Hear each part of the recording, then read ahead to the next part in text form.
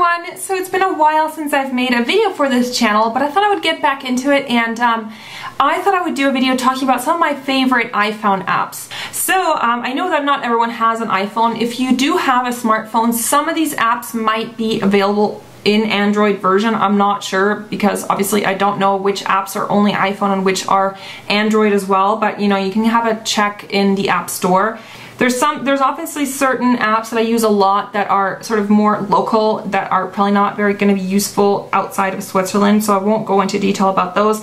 So besides the ones that everyone has, like Twitter and Facebook and YouTube and things like that, one of the apps that I really like is Instagram, and that's the icon for it right there, so you can click on it. And basically Instagram, if you don't know it, it's a photo sharing app, and I think this one is only for iPhone, unfortunately, but basically you can take pictures with your phone and then you share them on your Instagram stream, and then everyone else who has that app and is subscribed to your stream through their phone gets a little update in their Instagram saying, oh, you've uploaded a new picture, so you can see the other pictures that people upload from their phone. If you do have an Instagram account, or you would like to get one on your iPhone, you want to follow me, my username on there is mizzchievouz, but it's spelled a little bit differently, so I will post it here right now if you want to follow me on Instagram, and it's just super fun. If you do have Instagram, one of the apps that I use for it is Frametastic. So Frametastic is basically, you can put more than one picture into one picture and then share it on your Instagram. So you can, you know, if you have, like, let's say you want to share 4 pictures at once, you can kind of make like a frame for it. Another app that I really like is TuneIn Radio, and that is the icon for it right there. So TuneIn Radio, and this is absolutely perfect if you have a docking station at home to listen to music. So you can just, you know, I can stick my iPhone, you can use it on your iPod as well. You can just stick your phone in it, and then this is basically an app that lets you listen to online internet radio, and it's for free, so that's awesome. So this is just awesome if you like listening to internet radio. You can browse through all the different categories of music, you know, like rock and classic and, you know, electronic or whatever. So I've found so many great stations. You can favorite your favorite stations so that you can easily access them, and you can even use this to wake yourself, like with an alarm. So on my docking station by my bed, I put this in at night, I set it on the station that I want it to go on, and then in the morning it just starts playing on that radio station. You can also favorite songs on here, so like let's say you're listening and you hear a song and you're, oh, I absolutely love it. You can favorite it and it'll tell you the track, and you can even go and purchase it right away. 2 other apps that are to do with music that I really like are Soundhound and Shazam. So Soundhound is there, and I think Shazam is this one.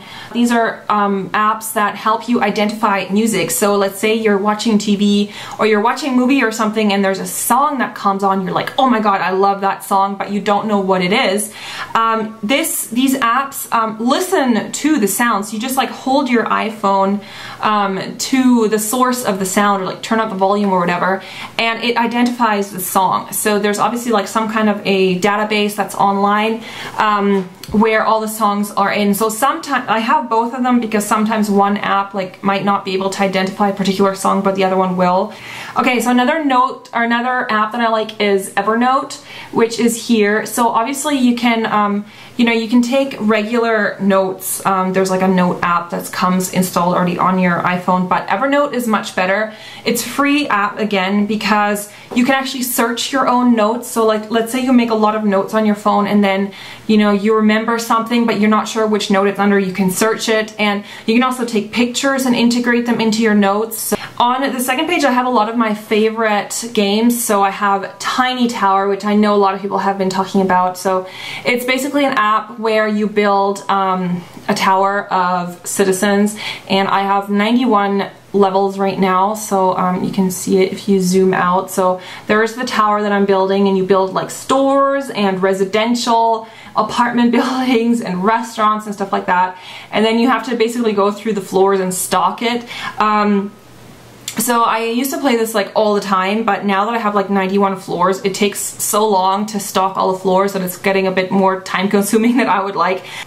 Another couple games that I really like are Scramble free and Words free. So Scramble is like Boggle, if you know that.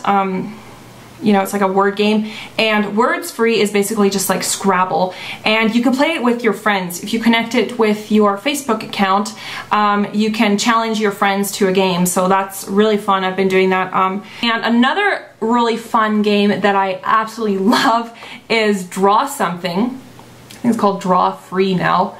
Another free game, and this is like Pictionary. You connect it with your Facebook account, or you can just, you don't have to have a Facebook account, but it gives you a choice of like 3 words, and then you have to draw that word using like your finger. So you kind of just draw it on the screen, and then the other person that you play with has to guess that whatever it is you drew, and if they guess it correctly, you get coins for it. So, and with the coins you can purchase more colors. So it's basically just like an online version of Pictionary, and you can challenge again your friends through Facebook. Another couple game apps that I have are Bakery Story and Restaurant Story, and currently this is like the game that I'm playing the most is Bakery Story. Like, I don't play all these games like all the time because I would just be sitting on my phone the whole time. So I kind of just go through phases, and right now for me it's like Bakery Story, and it's so cute. Basically you build a little bakery, and you can bake cakes and cupcakes and croissant and all different kinds of things, and cookies and stuff. So you get these little, so there you can see it, you get these little ovens, and you can bake stuff. And the more you bake, the more customers you have, and they start, you know, eating your food. You know, and then you can expand your restaurant or your bakery. Okay, another one that I've recently got is Shape Up, which is another free app, and this is like a calorie counter. If you are someone who's been watching your calories, it basically, you put in your age and your height, and it also, you can choose from the level of activity of that you do, like if you're someone who's very active or whatever, and then it tells you, oh, and then you also can put in, like, if you're trying to lose weight, what your goal weight is. And then it kind of tells you how to reach that goal weight in a safe amount of time, you know, like, so that you're not like crash dieting, and how many calories maximum you consume each day to eventually reach that goal. And then as you use it, you can track whatever foods you're eating, so you can put in what you ate that day, so you can put everything in. There's a database of foods, and you can also put in physical activity, like if you do some exercises, it puts that in, so it kind of subtracts that from your calorie intake. So it's basically just a calorie counter, but it's quite well made.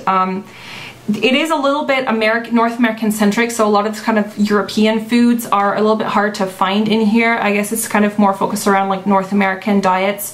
Okay, another really awesome app is Flashlight, and this is actually something that I've used all the time, and it's basically just it creates a bright spotlight. So if you are in the dark and you have no light, you can use the light of your flash. So there's the flashlight, and then you click this button. So now my flashlight is on, you see, so that you can see the light. Am I blinding you yet? So there is the light, and it actually really illuminates. So if I'm like walking in a dark room and I like don't have a light source, this really does it. Obviously this really drains your batteries, so only use this like for short periods of time. Another one that's really good is Around Me, which I've used actually a few times as well. So this is really cool if you are in a place, like let's say you're visiting another city for a day, or you're in a neighborhood that you're not familiar with, and you're like, oh, I need to use a bank machine, and you don't know where the bank machine is. This will locate the closest like ATMs, it'll locate coffee shops, gas stations, hospitals, hotels, movie theaters, parking, pharmacies, restaurants, supermarkets, theaters, and whatever around where you are. So it locates you by GPS. So Wikipanion is a good app for Wikipedia, so you don't have to go through Safari to look up stuff if you are quickly wanting to know something. There's 2 apps that I really like for cooking. It's Epicurious and AllRecipes. So these are from the websites epicurious.com and AllRecipes. So if you like cooking, these are good because you can find your, you know, you can find recipes, and sometimes if I'm like bored or something, I'll look up quickly recipes of like what to make for dinner. It kind of just suggests recipes, and then you can just scroll through them, and then it has, you know, the pictures, and then you can view the recipe, and then it has it there. Kitchen Dial is also a really cool one if you do a lot of conversions. Like I'm someone who, I cook a lot of sort of recipes from these websites, and often they're not in metric. So this is a really awesome app that quickly converts. Like if I'm looking for, I don't know, like how much is 1 gallon? Like I have no idea how much that is. And then you can put it into liters. So 1 gallon is 3.7 liters, so you can quickly do the conversion by just spinning. Another useful, two useful ones are Viber, which looks like that. There you can see the Viber icon, and the other one is WhatsApp, which is on this page. So WhatsApp and Viber, and these are for sending free text messages, and it's basically like a chat interface that just uses internet. Viber is free, but I think WhatsApp you do have to pay for it, but it's like $1. It's not expensive, and you will save yourself money over time if you just send text messages through those programs. I think Viber you can even call people on the phone using the internet for free. So I think I've never tried that, but it should work. You can actually call them using Viber. Okay, so that is pretty much it for favorite apps. I mean, obviously I have a lot more on here, but I don't want to like talk about every single app. I think I'll probably list like the most important ones that are down here that I mentioned in this video if you want to check them out. So thanks so much for watching, and I also like to get feedback from you guys on what your favorite apps are, because, you know, maybe there's some really good ones that I don't even know about yet. So you can post that in the comments if you think there's some really great apps that I need to go check out. Preferably free ones. I don't really like spending money on apps, to be honest, unless there's something that's really amazing that you think is worth spending money on. Add that in the comments and I'll check them out. So thanks so much for watching, guys, and I'll see you soon. Bye!